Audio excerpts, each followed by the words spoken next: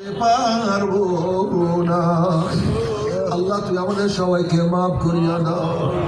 কিয়ামতের ময়দানে যারা নবীকে ভালোবাসিয়া সুন্নাত অনুযায়ী চলিয়া উঠবা, মান আহাব্বা সুন্নতি ফাকাদ আহাব্বানি ওয়া মান আহাব্বানি কানা মাই ফিল জান্নাহ।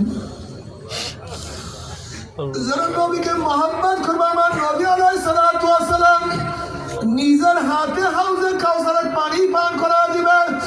বুখারীর মধ্যে রওয়ায়াত আছে, মান শারিবা লাম ইয়াজমা আবাদা, যেই ব্যক্তি এক পেয়ালা হাউজে কাউসারের পানি পান করবে 50,000 বছরের মধ্যে আর কোনোদিন পানির পিয়াসা লাগবে না।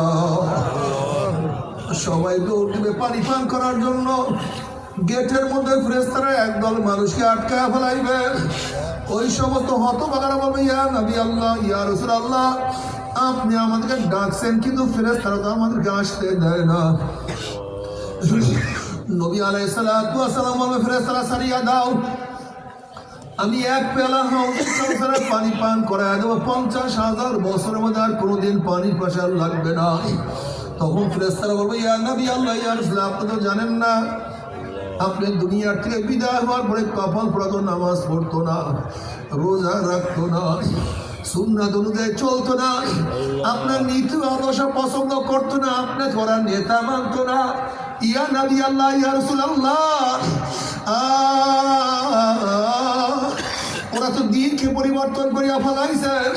এই কথা শোনার সাথে নবী আলাইহিস সালাতু ওয়াস সালাম কলিজা মোবারক দাগ লাগিয়া যাবে। অমনি আমার নবী আলাইহিস সালাতু ওয়াস সালাম বলবেন, সোকান সোকান সোকান, দূর হ দূর হ দূর হ,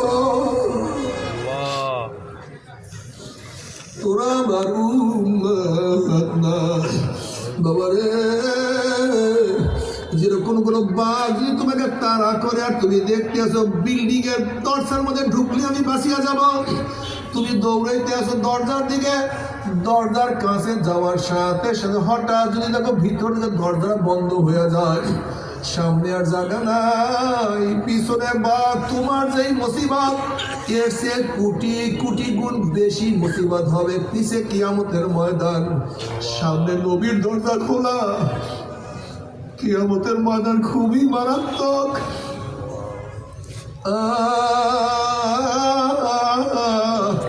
ইয়াউমা ইয়াফিরুল মারউ মিন আখিহি ওয়া উম্মিহি ওয়া আবিহি ওয়া সাহিবাতিহি ওয়া বানিহি। যেদিন আপন ভাই ভাই পরিচয় দেবে না, মা ছেলের পরিচয় দেবে না, ছেলে মাকে সাহায্য করবে না, ছেলেও মাকে সাহায্য করবে না, বাবা